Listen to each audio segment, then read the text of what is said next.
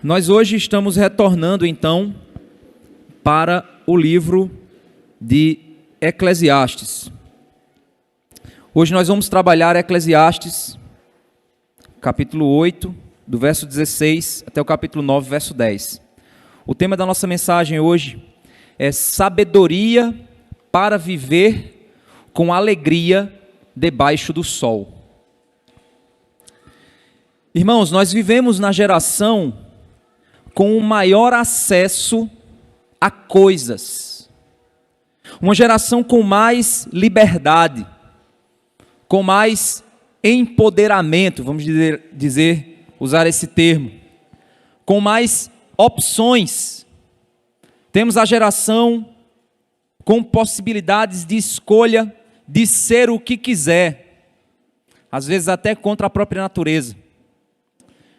A geração que tem mais acesso à informação, a geração que mais tem ciência, que mais tem acesso à tecnologia. Tecnologia essa que facilita a vida, reduz o trabalho muitas vezes. Mas no fim, temos a geração mais deprimida, mais triste, com mais problemas emocionais. Desde coisas que vêm de corações abatidos, tristes com algo, até coisas como vícios, pornografia, bebidas, festas, namoros, relacionamentos e etc. Somos a geração que mais tem tudo o que quer e a que é mais triste e descontente, mesmo diante de tudo o que tem. O problema, meus irmãos, não é não ter, mas é desejar ter alegria em coisas, do que ter alegria em alguém, que alguém é Cristo. Vamos pensar um pouquinho sobre esse assunto aqui hoje. Vamos lá para Eclesiastes, capítulo 8. E vamos ver a partir do verso 16. Eclesiastes, capítulo 8, verso 16 e 17. Salomão, ele vai afirmar aqui que ele se dedicou a entender com sabedoria o que deveria ser feito debaixo do sol. Ele olhou para a vida e disse assim: como é que eu devo viver a vida?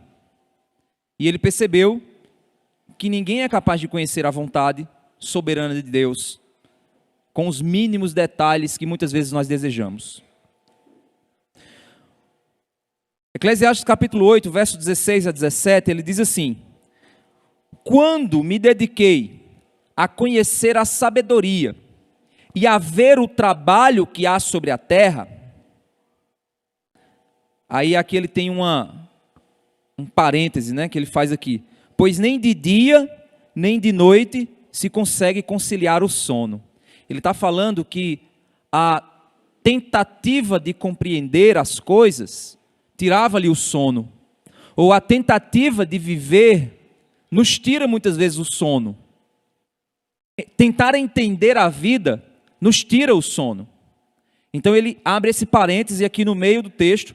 Eu acho que na sua Bíblia deve ter lá eu acho que é travessão, né, o nome dessa.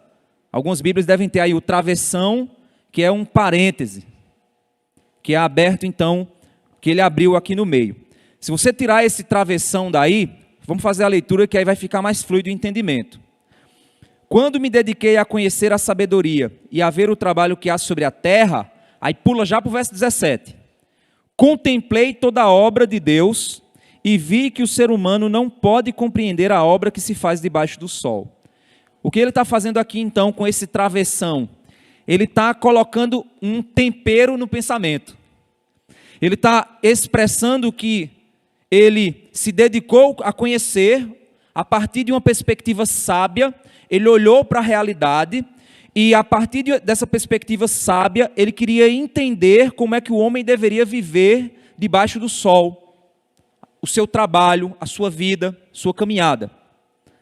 E aí ele contemplou diante disso, a partir desse olhar sábio, que toda a obra que o ser humano, que Deus faz, não pode ser compreendida.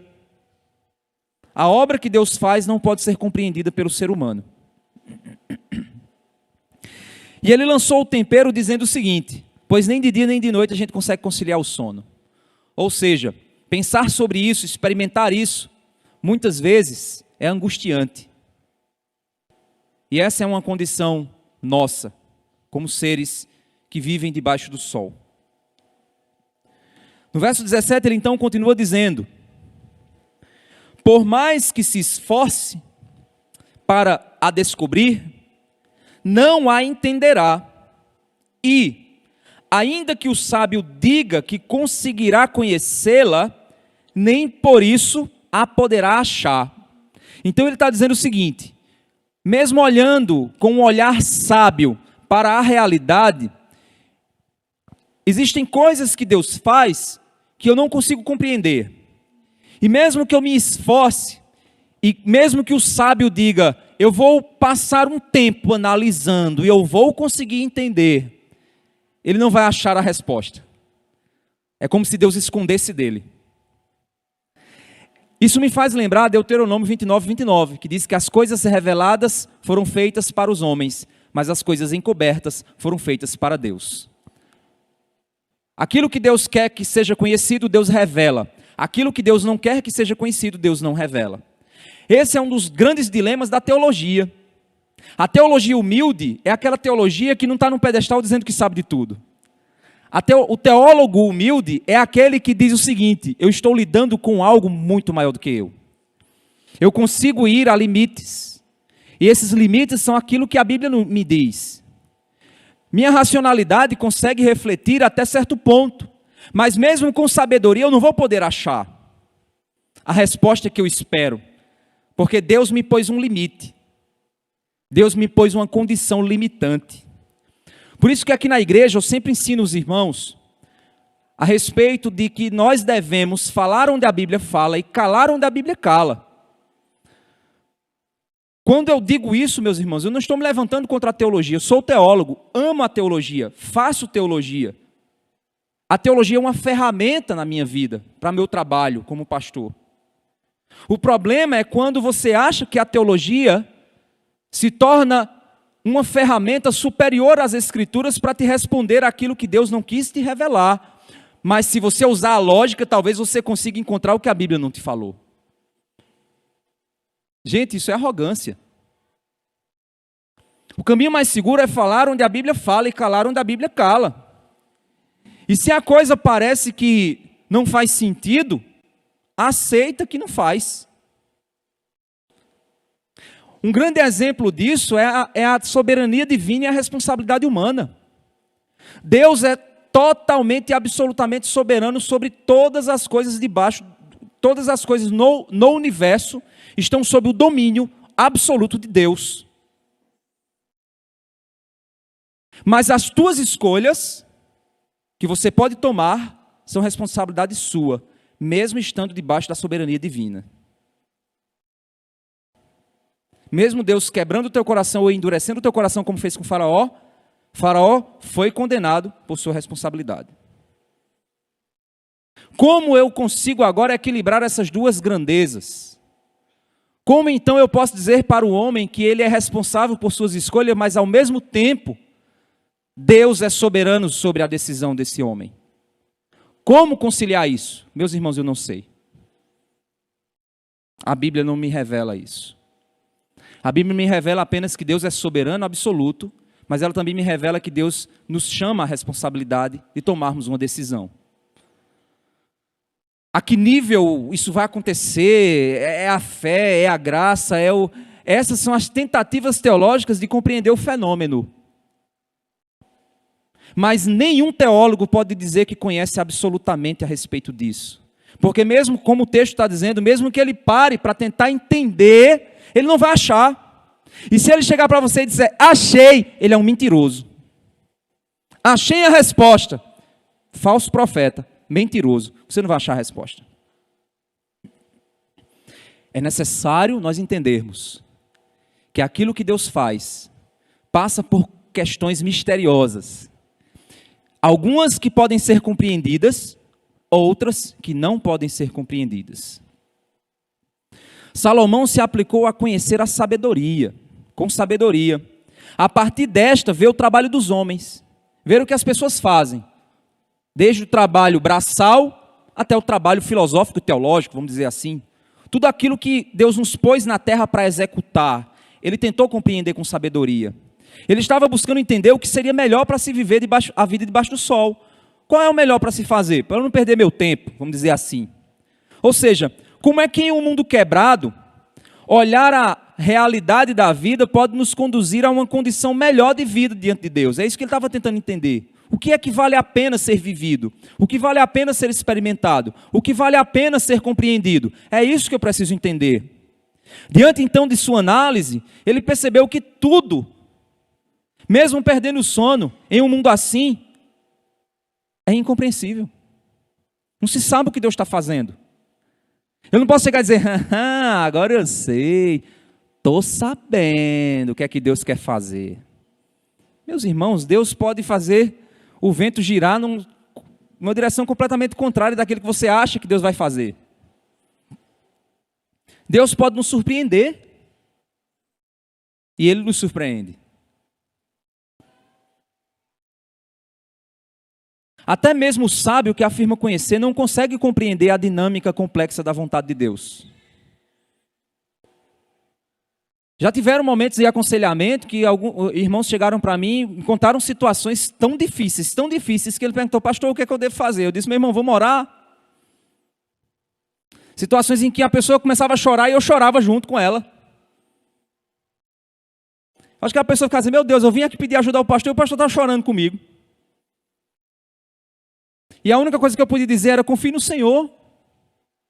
Eu não tenho uma resposta para a tua situação. A única resposta que eu tenho é que o Senhor está no controle. Vamos buscar ao Senhor para tentar ver qual direção Ele pode nos dar. Não é fácil. Então, se você acha que existe o cara que tem resposta para tudo, esse cara não existe. Não é igual a Roberto Carlos, esse cara sou eu. Não existe. Esse cara não existe. E se alguém disser para você que existe, ele é um mentiroso. Hoje, com o guru de internet, isso é muito comum. Bota a caixinha de pergunta, aí o cara vai lá e faz a pergunta para você responder. Eu quero mudar de emprego. O que é que eu devo fazer, pastor? Aí o guru de internet vai resolver a tua vida em 30 segundos. Aquele teólogo lá. Pelo amor de Deus.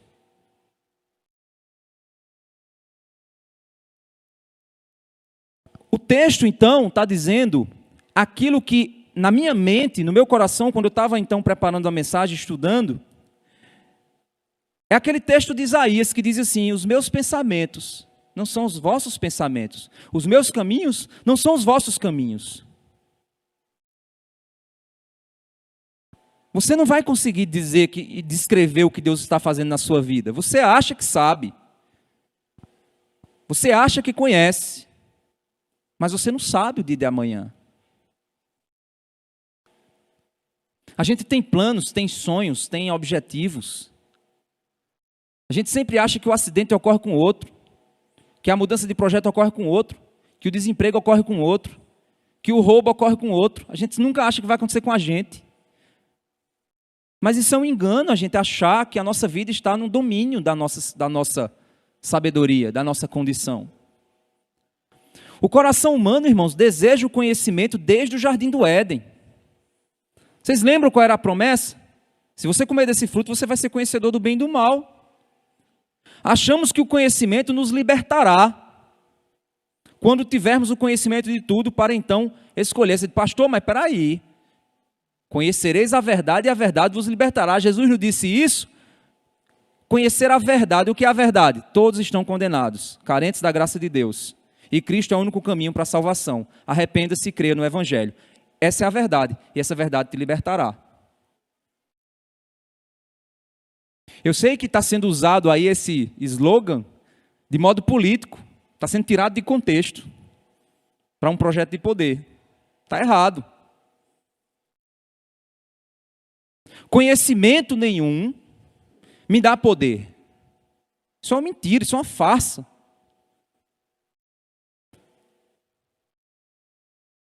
Porque muitas pessoas querem um conhecimento para libertar elas de Deus. Porque ela pensa assim, se eu conhecer, eu não preciso de Deus, eu vou saber me virar sozinho, sem depender dele. Por que tem tanta gente aí nos búzios, nos tarôs, querendo conhecer o futuro no horóscopo? Espero que não tenha nenhum crente aqui no horóscopo, pelo amor de Deus. Espero, né? Que hoje, pelo amor de Deus, a gente tem lá um cara que chega no show, fala de Jesus, aí os crentes fazem, eita, o Bíblia falou de Jesus. Aí na mesma hora o cara canta uma música dizendo assim, eu vou pra farra, usar droga, pegar mina, não sei o que lá. Aí o povo, ele é crente, pelo amor de Deus, gente. É uma contradição em pessoa. E hoje a juventude cristã, pelo amor de Deus, estão virados de cabeça para baixo. Estão sentados com o diabo e com Deus ao mesmo tempo. Isso é impossível. Isso é impossível. Amar o mundo e amar a Deus. É impossível. É necessário a gente entender que a verdade, ela nos liberta por causa da verdade do Evangelho. Ela é a libertação em todas as áreas da vida. O conhecimento que muitas vezes desejamos é aquele que nos livra de Deus, que nos faz autônomos. Esse é o desejo do ser humano. Deus diz, olha, não coma do fruto, pois certamente morrerás. Aí ele diz, não, se você comer, você será semelhante a Deus. E Deus tem medo que você seja igual a Ele, que você seja livre. Aí o ser humano, aí foi lá e comeu. E agora a gente está aí, trancando as portas da nossa casa por causa disso. Tendo que ter uma senha na conta do banco, porque senão o ladrão vem e rouba.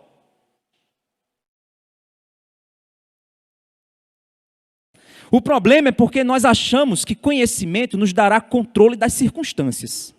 Se eu souber o que vai acontecer no futuro, eu conseguirei dominar a história.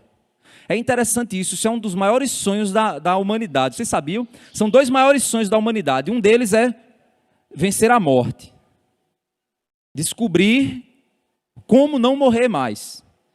Existem pesquisadores tentando descobrir qual é o dispositivo no corpo humano que pode ser revertido para que o envelhecimento não ocorra. Estão estudando aí, existe pesquisa pesada nisso. Criogenia, congelar o camarada para depois, quando descobrir como ressuscitar ele, tirar do gelo e ressuscitar. Tem milionários aí pagando fortunas para manter o corpo lá. Ou então, vou manter lá meu material genético ali, porque quando descobrirem a clonagem, vão me clonar e eu vou voltar dos mortos. Tem aí um outro ramo de pesquisa, que é a tentativa de fazer um download do cérebro. Pegar o cérebro humano e copiar para dentro de um computador. E aí você passa a viver lá dentro.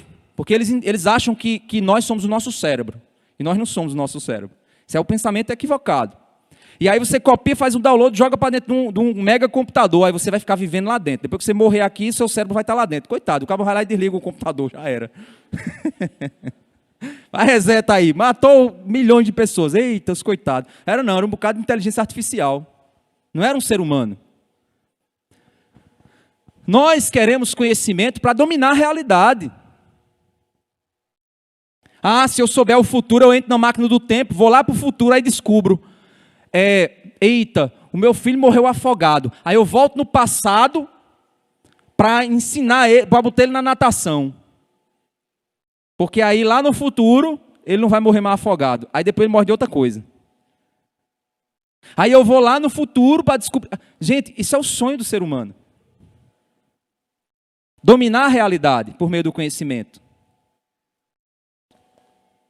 Isso é o que nós vemos, por exemplo, lá na Torre de Babel. Vamos fazer os tijolos mais fortes, mais tal. Vamos usar a ciência para a gente fazer uma torre tão grande que toque no céu e o nosso nome seja conhecido. Vamos descobrir uma vacina que destrói todas as doenças. Vamos descobrir um tipo de comida que vai acabar com a fome. Vamos descobrir um sistema de governo que vai trazer a paz no mundo. Vamos encontrar. É sempre assim, é essa esperança do coração humano, que é uma esperança que Deus colocou, que está presente em nós, esse desejo pela prosperidade, pelo bem, pela bondade, por ver um mundo melhor. Isso é válido. O problema é que as ferramentas são erradas. Porque o evangelho sempre vai humilhar o homem. Porque o evangelho não é palatável? Porque é uma mensagem humilhante para o ego humano. A mensagem do evangelho é: você não pode fazer nada. Você está morto em seus delitos e pecados. E por isso Deus entrou na história, se fez carne, morreu no teu lugar, derramou o sangue para você crer na obra que Ele realizou, para que você possa ser salvo. Isso é humilhante para quem quer ter o domínio, o controle.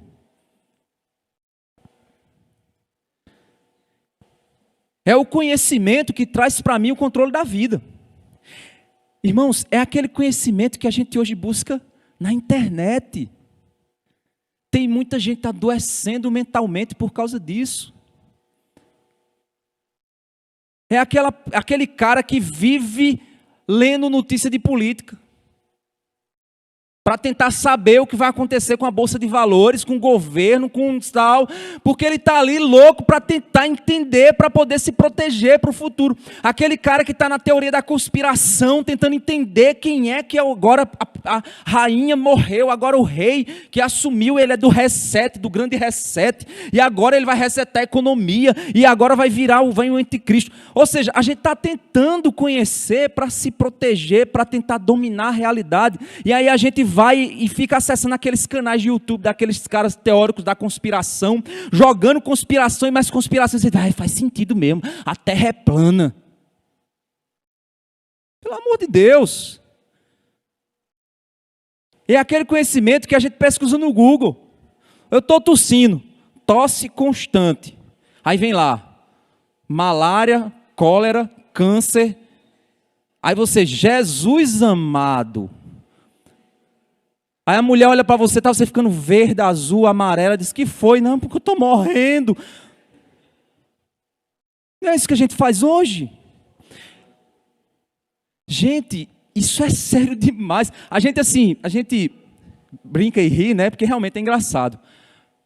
Mas deixa eu dizer para vocês uma coisa que é séria, que inclusive até minha esposa já trabalhou no Projeto Ana. Gente, já existem pessoas aí, já existem discussões a esse respeito. Já existem influenciadores sérios falando sobre isso. Existem mães que estão adoecendo. A maternidade está virando motivo de doença.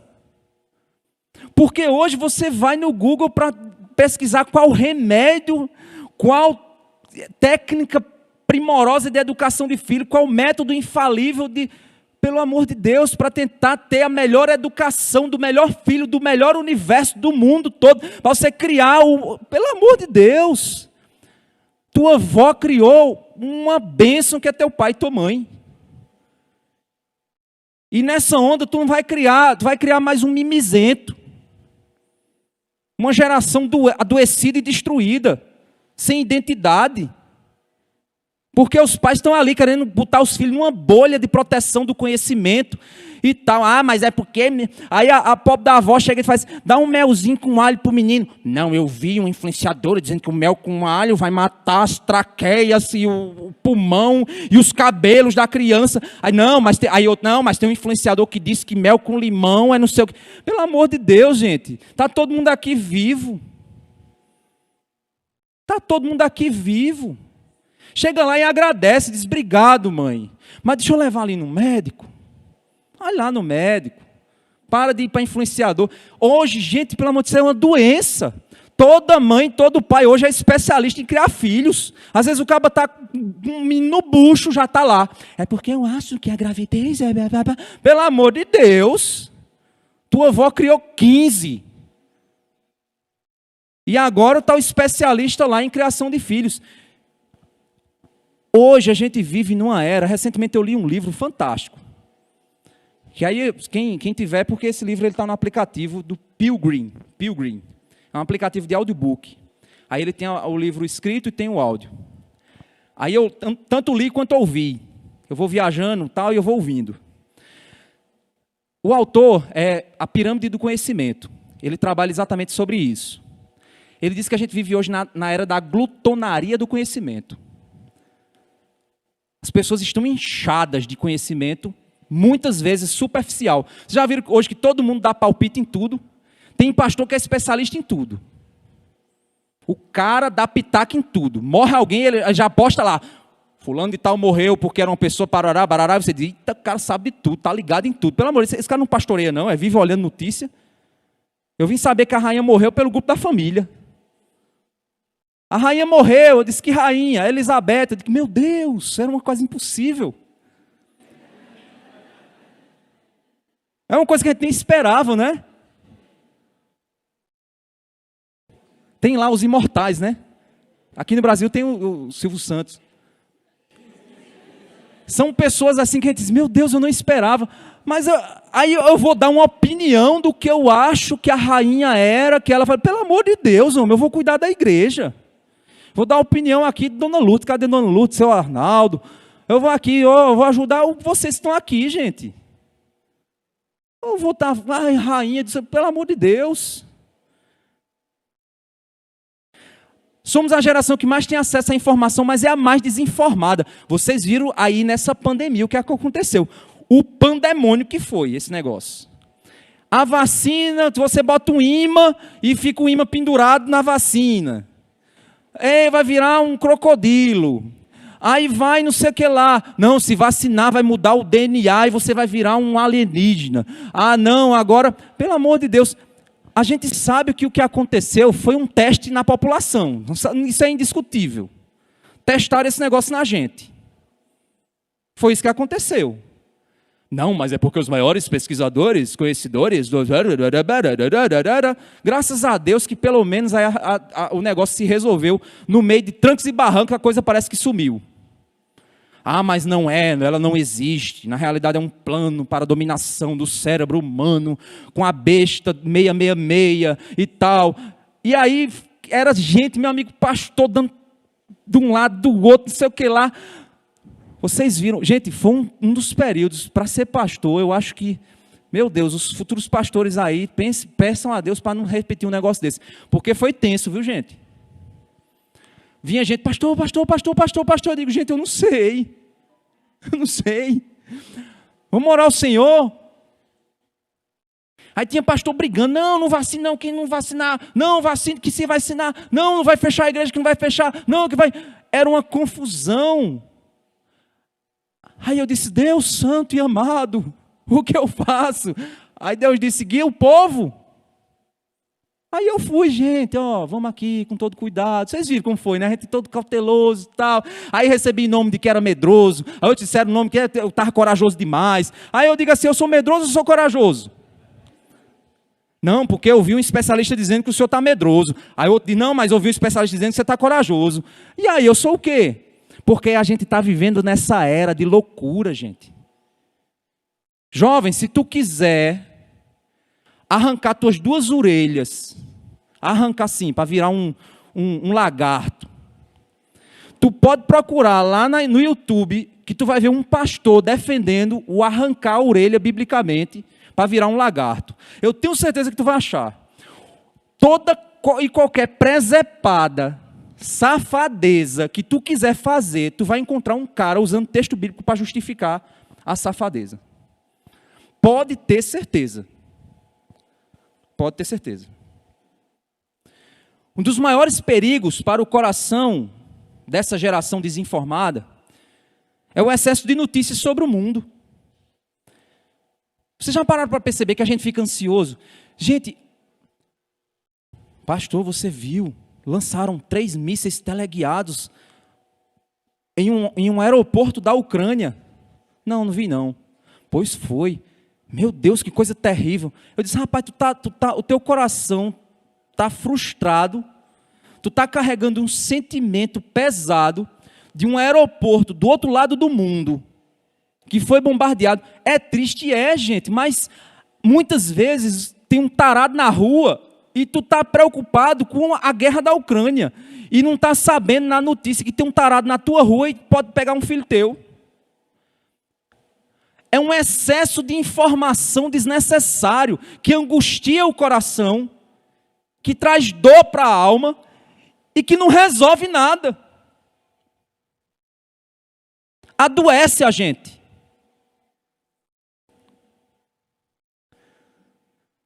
Por isso, muitos acabam achando que pode falar sobre tudo.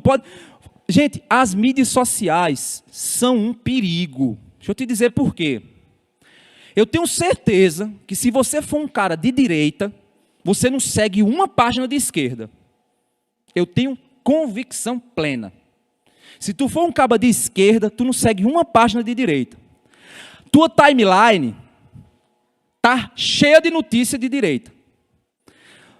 No teu juízo, o universo gira em torno dessas notícias que você escuta, porque você já pré-selecionou o que você quer ouvir.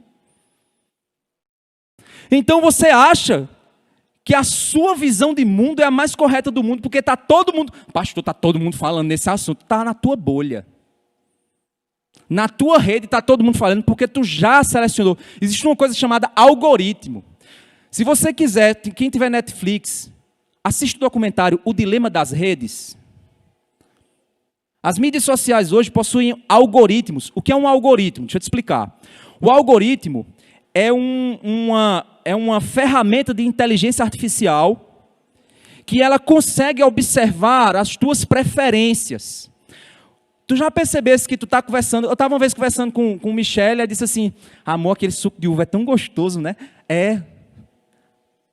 Aí eu fui para o Instagram, estava lá, compre suco de uva em promoção. Eu digo, shit, eu nunca pesquei seu suco de uva.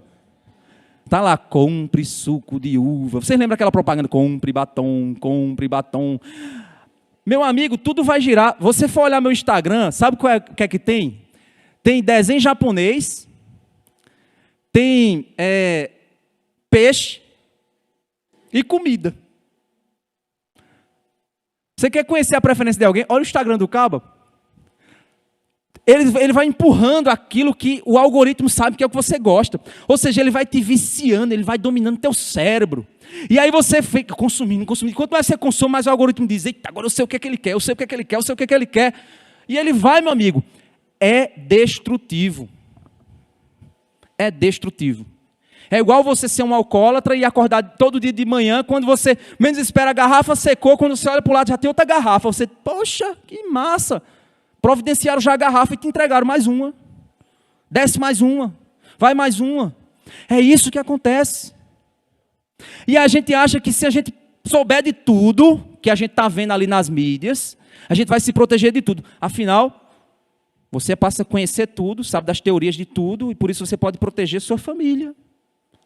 Na realidade, é a geração dos homens mais medrosos, desesperados, mais armada até os dentes. Se permitisse, você tinha bazuca na sua casa. Vou proteger minha família. É interessante, os Estados Unidos é um país tão livre, que lá a liberdade de expressão é tão grande, que você, lá tem é muito comum as pessoas construírem bunkers. O que é um bunker?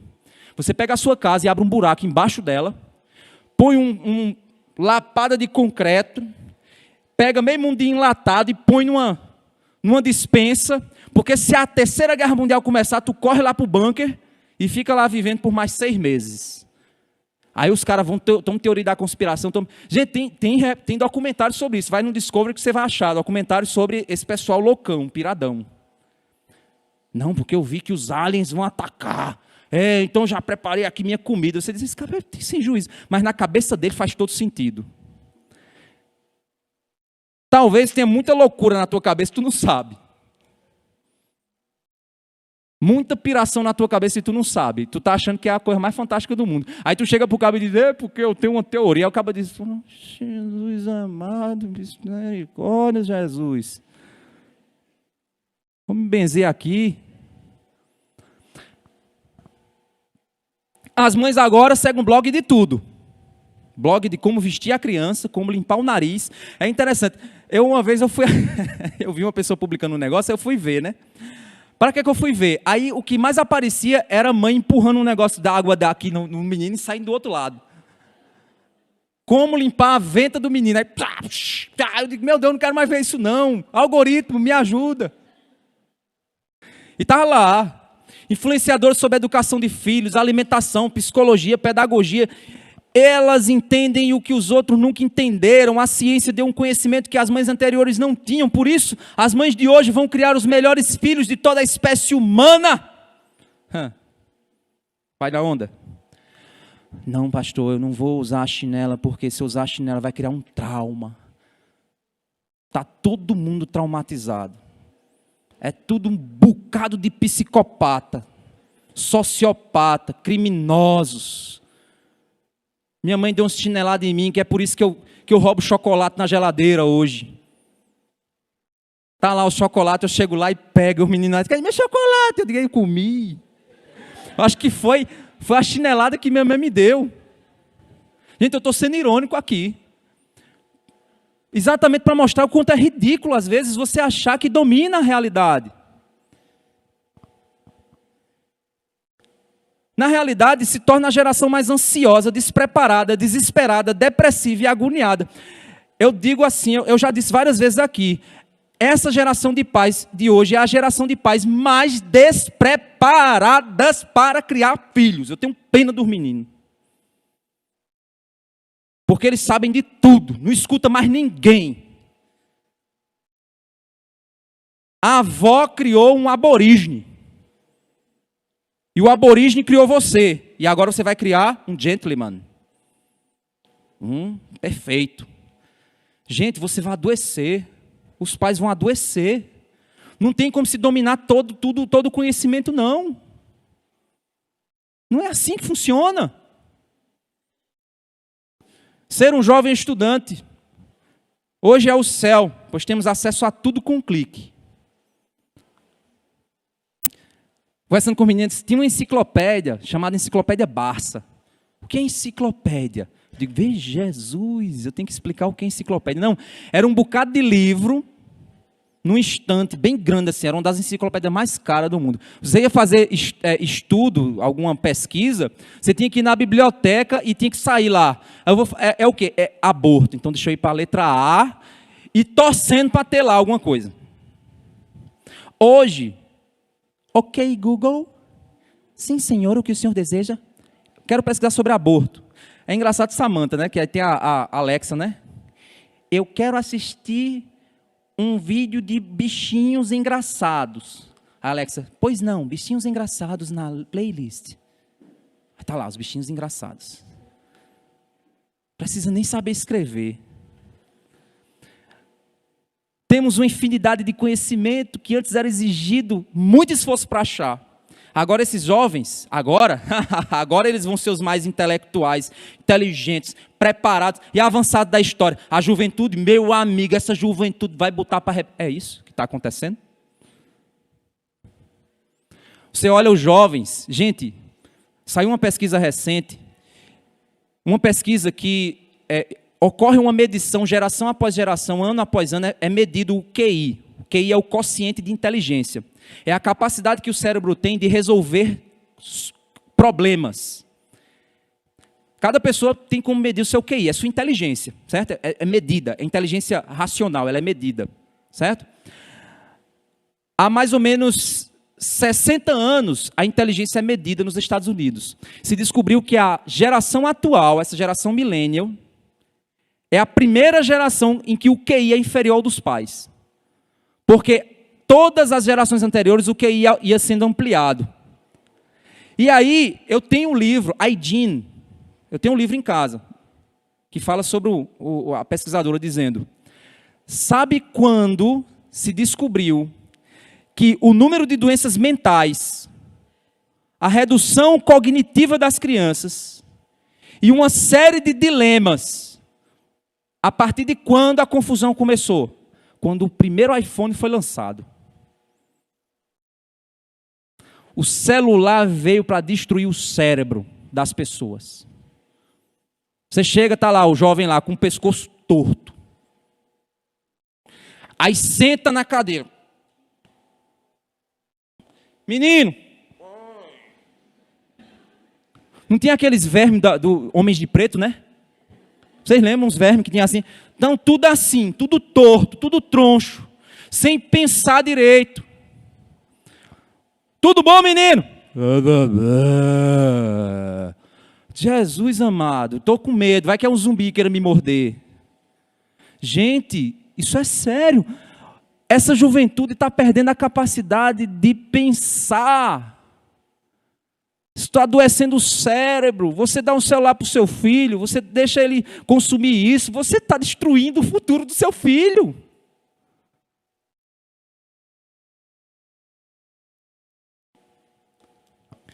Você vai assistir hoje os filmes, gente, é cada filme um mais ruim do que o outro. Aí veio um filme aí que explodiu aí, que foi feito da velha guarda. Foi aquele Top Gun Maverick, né? O que teve aí. Aí explodiu, porque ele foi feito baseado na velha guarda, o pensamento da velha guarda. É um filme machista, misógino, não sei o que lá, taxista, fascista, um bocadista. Aí hoje você vai olhar as produções, pelo amor de Deus, cada uma mais deprimente do que a outra. A gente estava falando aqui, sábado, com os jovens sobre cristão e a cultura. É cada filme ruim. Cada coisa que você começa a assistir o filme, já sabe o final. Você sabe que vai aparecer uma personagem feminina que ela não tem medo de nada, tem os super ultra poderes máximos, todos os homens do filme são cafajestes, inúteis e serão destruídos para que ela soberanamente domine todo mundo. Aí pronto, todo filme agora é a mesma narrativa, não tem mais criatividade, não existe mais beleza, não existe mais arte, não existe fruto dessa geração.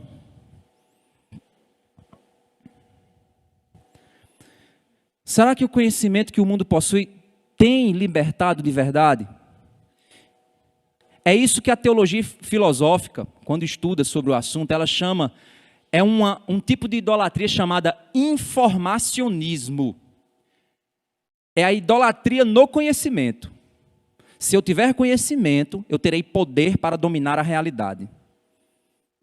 Aí vem Salomão e diz o quê? No verso 16 e 17 do capítulo 8. Quando eu me dediquei a conhecer a sabedoria e ver o trabalho que há sobre a terra, aí verso 17, contemplei toda a obra de Deus e vi que o ser humano não pode compreender a obra que se faz debaixo do sol. Por mais que se esforce para descobrir, não a entenderá. E ainda que o sábio diga que conseguirá conhecê-la, nem por isso poderá achar. Ah, pastor, então você está dizendo que não pode ser cientista? Pode, tem coisas que Deus nos revela, tem conhecimentos que Deus nos permite ter.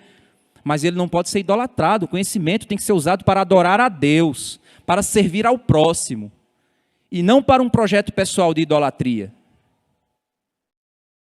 E aí a grande conclusão que Salomão chega, capítulo 9, verso 1 e 2, ele diz assim: tenho refletido sobre todas estas coisas, para chegar à seguinte conclusão: os justos e os sábios, com seus feitos, estão nas mãos de Deus. Olha só que interessante. Os justos e os sábios, ele está falando do mesmo tipo. Uma pessoa justa, que faz o que é correto, e uma pessoa sábia, que sabe o que é correto. A sabedoria e a justiça não traz a vida para as nossas mãos. É isso que ele está dizendo. Deus não é um Deus manipulável pela nossa justiça ou nossas obras, pelos nossos conhecimentos. Nossas obras e conhecimento não compram o favor de Deus. Já aprendemos que não devemos fazer o que é certo porque queremos algo em troca nessa vida. A gente viu isso na mensagem anterior.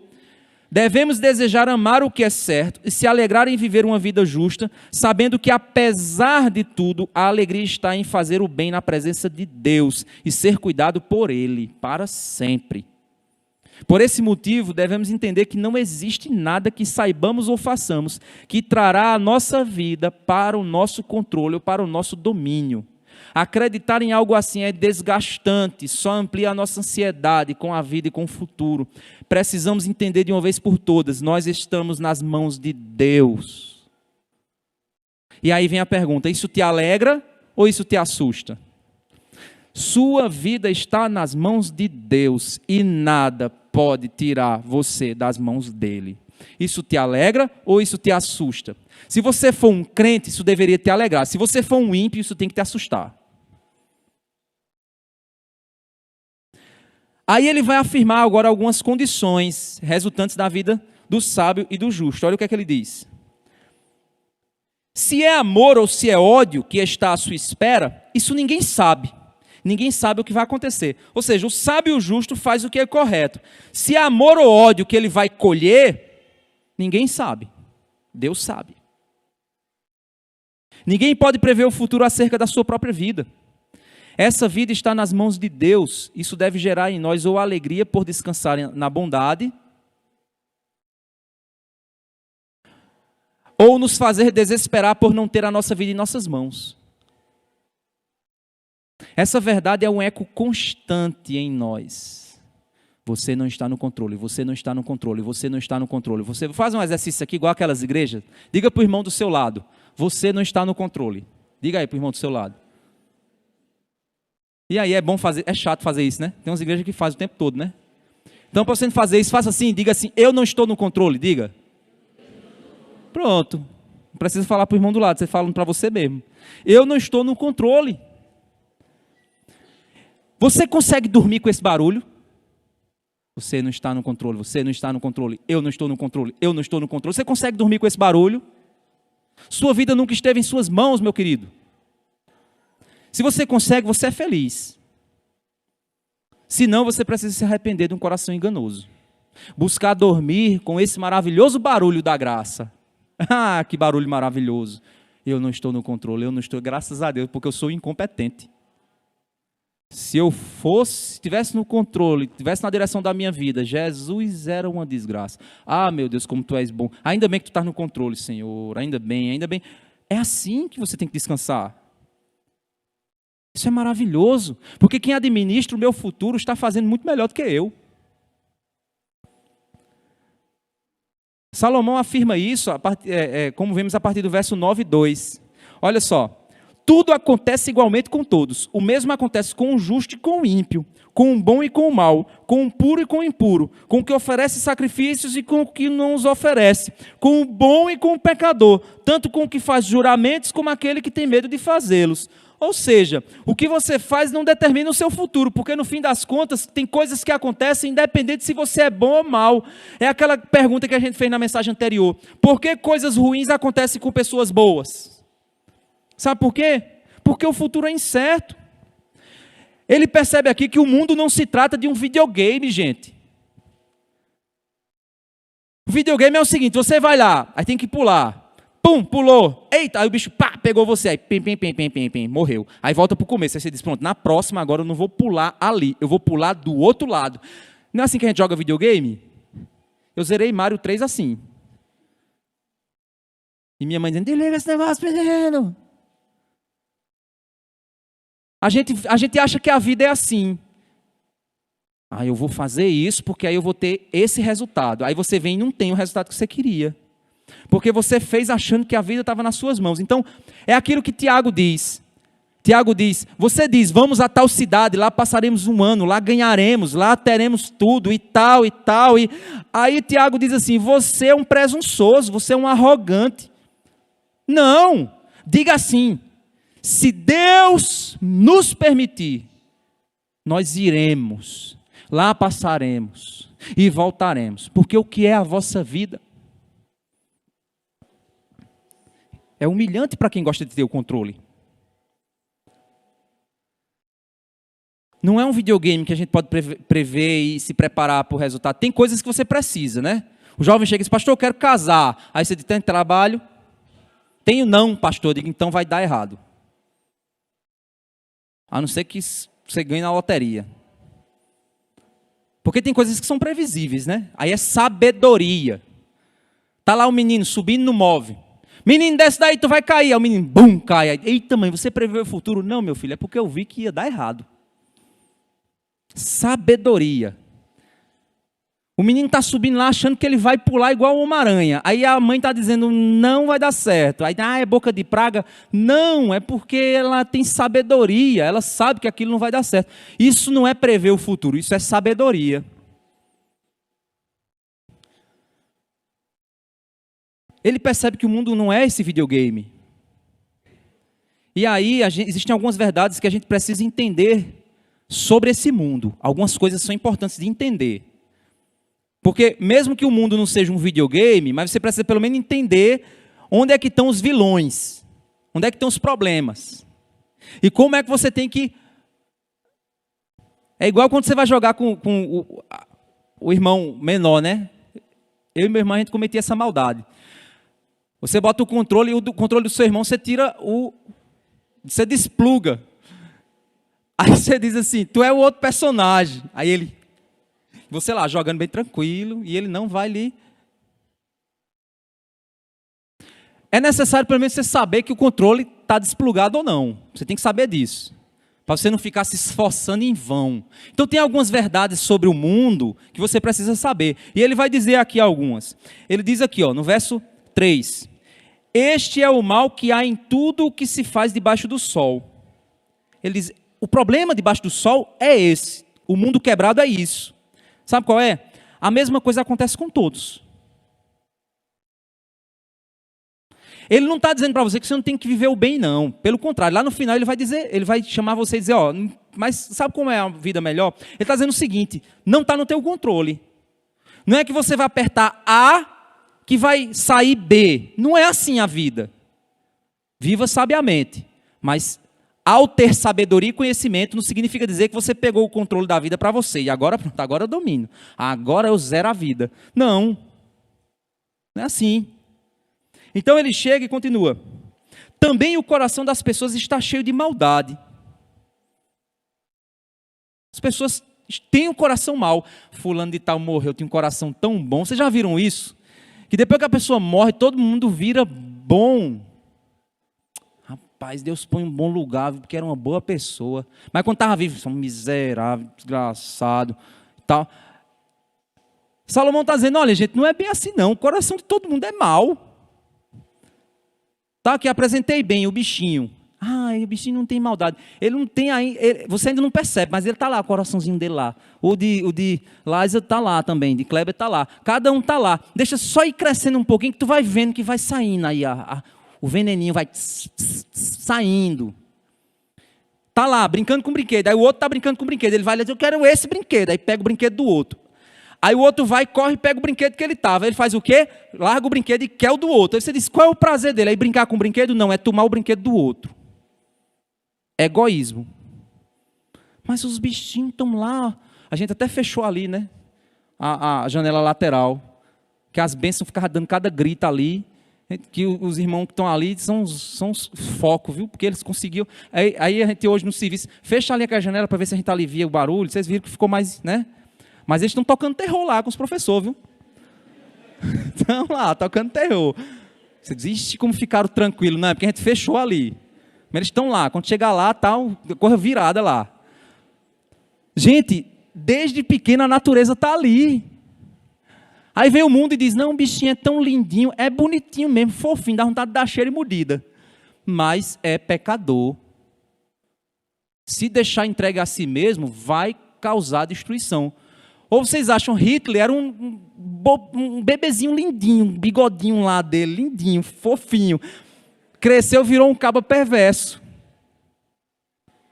Mas um dia ele foi um bebezinho fofinho. Então ele está dizendo, aceita isso, que o teu coração tem maldade e o coração dos outros também tem, aceita isso.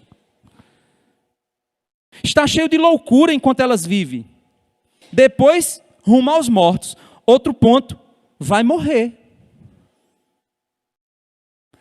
O jovem diz, eu jamais morrerei. I will live forever. Lembra daquela música?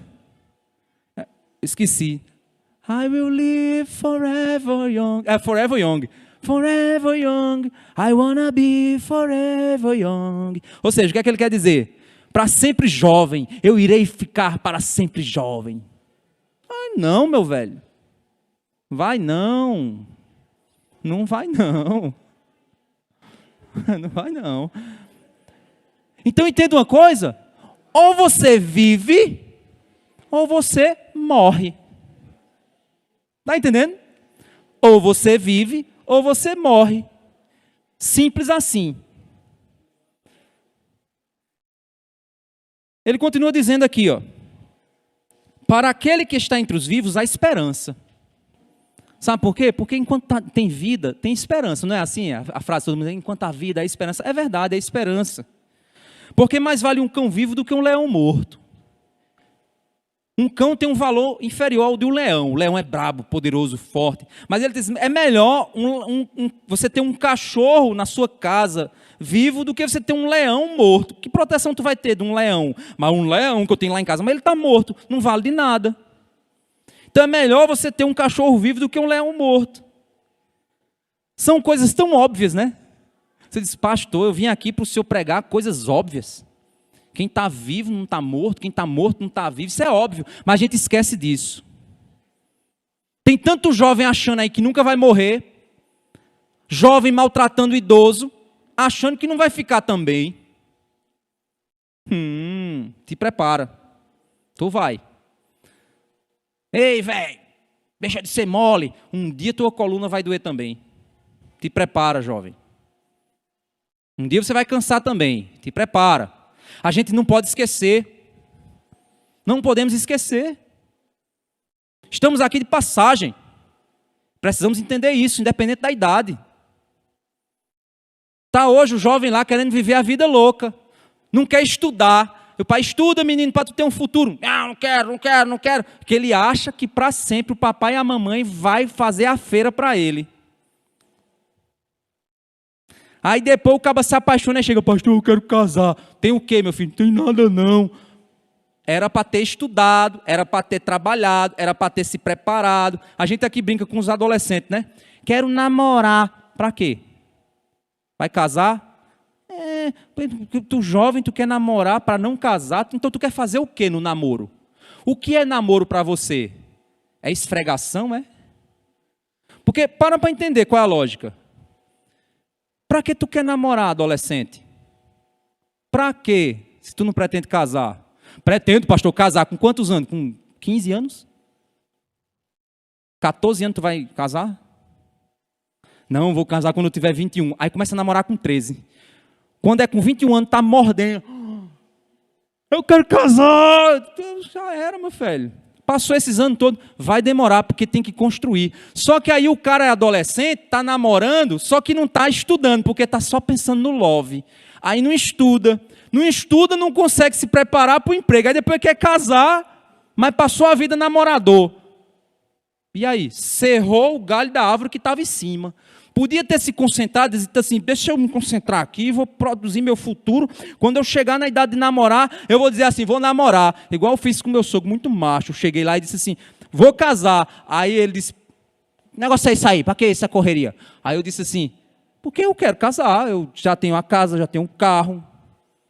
Só com as pernas assim, né? Tá certo. Todo brutão, tá certo. Pronto, tô macho demais. Mas se eu vou casar com o quê? Tem emprego? Tem não. Tem casa? Tem não. Tem não. Para que tu quer casar? Porque eu quero.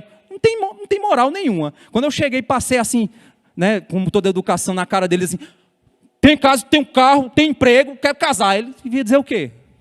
Vou pegar a princesa, botar num castelo e você vai ter que ir resgatá-la. Não tinha mais condição. Estava tudo encaminhado, todo o projeto tinha sido projetado, planejado, estava tudo encaminhado, toda a conspiração já estava pronta. Não tinha o que fazer. Só que hoje os jovens querem comer o bolo sem trabalhar, ou querem comer a pamonha sem ralar o milho. Tem que ralar, meu velho, tem que trabalhar, tem que se preparar. Então, se você tem que entender que se você está vivo, viva a vida.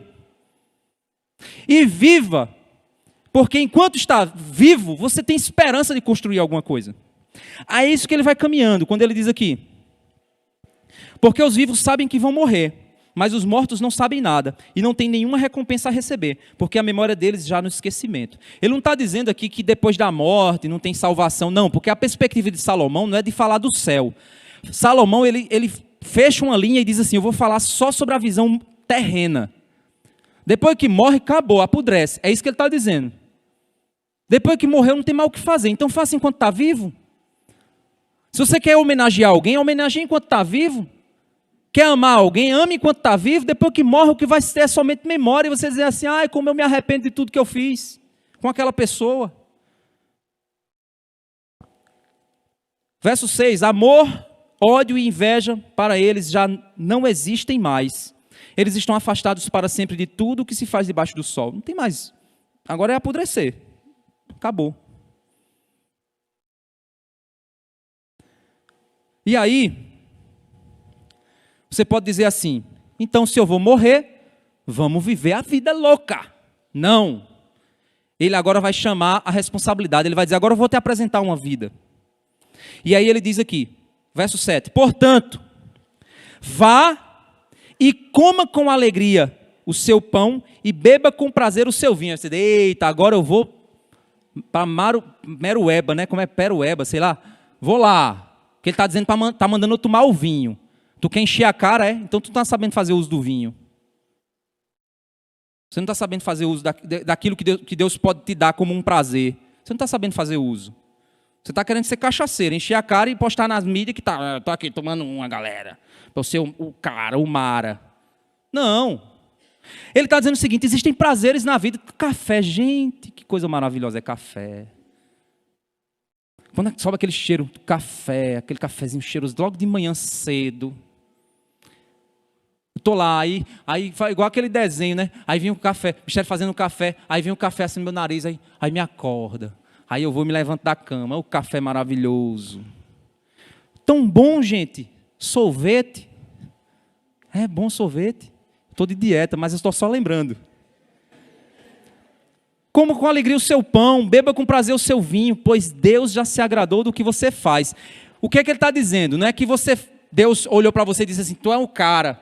Não, ele está dizendo o seguinte, o que eu criei e te dei para fazer, eu aprovo. Eu me agradei do que você está fazendo. É trabalho? Para mim é um prazer te dar trabalho. É bom comer uma maçã bem vermelha, aquela que você morde e faz... Aquele...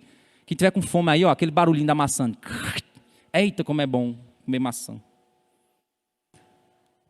Como é bom feijoada. Cortar um bolo daquele do OX, como é?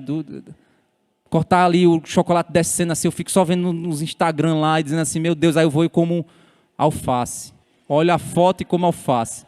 Olha a foto e como alface.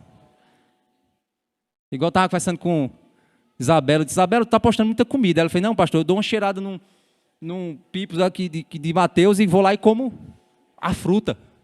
Que aí eu balancei a estratégia, gente. Coma com alegria o seu pão, beba com prazer o seu vinho, pois Deus já se agradou do que você faz. Que as suas vestes sejam sempre brancas, santidade, que nunca falte óleo sobre a sua cabeça. Aproveite a vida com a mulher que você ama, todos os dias dessa vida fugaz, que Deus lhe deu debaixo do sol. Se você foi chamado ao casamento, se você não foi chamado ao casamento, você vai ter amizades e alegrias fantásticas, que vão suprir toda e qualquer necessidade de um relacionamento. Entenda isso, Deus é gracioso sempre. Mas se você foi chamado ao casamento, Deus está dizendo o seguinte, eu te dei um presente. Viva essa alegria. Viva essa alegria. E aí ele diz, porque esta é a parte que lhe cabe nesta vida, pelo trabalho que você se afadigou debaixo do sol. Gente, como é maravilhoso. Às vezes eu fico me pegando assim, é uns pensamentos meio loucos, mas eu fico me pegando assim. Eu imagino eu numa cama, bem velhinho, dizendo assim, Senhor, eu vivi uma vida boa, pode me levar. Aí eu fecho o olho e vou. Não sei se é loucura, não sei se isso vai acontecer comigo mesmo. Mas eu penso assim, mesmo de neto, bisneto, não sei até quando eu vou. Tá assim, olhando, correndo assim, dizendo assim, eita rapaz, que vida maravilhosa. Igual ao final de filme, né? Você acorda de manhã, come uma comida muito boa, ouve uma música muito boa, dá um cheiro na veinha, aí vê os netos lá correndo. Você, amigo, isso está muito colorido, eu acho que eu vou morrer hoje. E aí vai passando o dia, aí você se encontra com os amigos e não sei o que e tal. Aí você vai dormir e diz assim, no final do dia você faz, Senhor Jesus, obrigado, eu vivi uma vida maravilhosa, pode me levar. Aí você, acabou. Gente, que maravilha. Como seria bom, né? Se fosse assim, a gente pudesse programar. Tudo que vier às suas mãos para fazer, faça-o conforme as suas forças. Ou seja, não vá além. Tem gente aí trabalhando e se arrebentando para conseguir ir aonde? Faça e tenha prazer no que você faz, dentro do equilíbrio das 24 horas do dia que Deus te deu. Que venha assumir, e faça bem feito. Faça com alegria. Faça com prazer. Hoje tem tanto irmão ali, escorado na enxada, conversando, tão prazeroso, né, enquanto os outros estavam trabalhando, mas estavam lá, tendo alegria naquela comunhão. Façam conforme o que Deus te deu para fazer, faça com alegria, gente. É interessante, a gente conseguiu fazer tudo, né? Graças a Deus. Né? Tinha até gente de capacete dizendo que era engenheiro. A gente conseguiu fazer tudo. Mas eu digo a vocês, gente, foi um trabalho, eu não sei o que é que os outros irmãos dizem, mas foi tão prazeroso, que hoje de tarde eu cheguei para dormir, eu ainda dormia um pouquinho, cansado, que eu digo, meu Deus, eu não estou aguentando mais isso, eu estou ficando velho. Aí eu fui lá dormir, feliz. Foi engraçado, contou piada, contou história. Tem uns caras que vêm da Bahia que contam tanta história. Conta história. Gente, foi tão prazeroso. Quem não veio, perdeu, gente. Foi bom demais. Tá aí os camaradas que vieram hoje com a cara vermelha. Ó, o Luciano aqui com a cara toda vermelha. Ele é branco, né? O Renato também, todo vermelho aqui. Eu estou com a cara vermelha aqui, mas feliz da vida. Silas ali preparando para iniciar o culto aqui, ele preparando assim, com a mão assim. Aí eu disse, o povo está cansado, viu? Mateus até citar o cansaço do povo, citou aqui, mas está todo mundo feliz. Vamos terminar o dia alegre, com estacionamento ampliado. Olha que maravilha. O que vier, faça. Sabe por quê? Porque na sepultura, que é para onde você vai, não há obra, nem projetos, nem conhecimento, nem sabedoria alguma. Então, Deus te deu um ticket de viagem, chamada tua vida. Só tem uma dela. Você só vai viver uma infância, uma adolescência, uma fase adulta, uma velhice e uma morte. Aproveite cada uma delas. Tem hora que eu acho que os meninos devem pensar que eu sou meio louco. Às vezes eu estou num canto assim, eles estão brincando e tal, aí eu fico olhando para eles. Aí tem uns que são desconfiados e fazem, o que foi que fez? Eu disse, não, meu filho, estou só olhando. Porque eu fico assim, gente, tentando gravar na memória, porque eles não vão ser para sempre dessa idade. Eu chamo Samanta de Biliguinha. Não sei de onde veio esse nome. Aí eu digo, vem cá, Biliguinha, dá um cheiro no teu cangote. Aí eu dou um cheiro assim, tentando memorizar o cheiro do cangote da minha filha, porque um dia não vai ter mais. Vou cheirar, que isso, pai? Tá certo. Hoje eu fui almoçar na casa dos meus pais. Essa mensagem mexeu muito comigo. Aí eu estava hoje almoçando lá, aí meu pai disse, aí eu disse, eu estou indo. Aí apertei a mão do meu pai, aí abracei ele, aí deu um cheiro, ele fez assim, o que foi, meu filho? Deu um cheiro bem demorado, pensando assim, vai chegar um dia que eu não vou poder mais fazer isso. Você já parou para pensar nisso? Aí tá a gente correndo para ficar rico, correndo para a empresa ser a maior empresa do mundo, e tal, e pá, aí perdendo o ticket da vida que Deus deu. Gente, foi tão bom o Congresso dos Homens lá, meu amigo. A gente boiando lá, só faltou uma boia daquelas, né, de farofeiro. Foi bom demais, gente. Que maravilha. É naquele momento que você diz, como é bom viver. Como é bom ser crente. Fomos, nos alegramos e voltamos, não precisou botar 1 litro de cachaça na boca. Chegou todo mundo queimado em casa, igual um camarão, mas feliz. Com a amizade fortalecida. Olha que maravilha, olha que bênção, olha que vida maravilhosa. E aí eu quero finalizar aqui. A vida é uma dádiva divina. Se for vivida na presença do Senhor, se torna uma bênção maravilhosa da existência. Eu fico pensando, gente, que no céu a gente vai falar tanta coisa da nossa vida. Você está lá com o Leandro vai contar a história da vida dele todinho, nos mínimos detalhes. E com um coração grato. Ah, pastor, tal, e tal, e tal, e tal, e tal. Gente, a gente vai conhecer tanta gente, vai conversar com tanta gente. Silas, tu vai contar tanta história. Tu vai conhecer tanta gente. Gente, é tanta coisa que a gente vai poder se alegrar com a vida que foi vivida aqui. Que toda lágrima vai ser enxuta dos olhos. e a gente vai lembrar da bênção que foi viver aqui. Como é bom viver, gente. Como é triste as pessoas que perdem a alegria de viver. Então que a gente possa realmente, e se você não tem essa alegria, conheça Jesus.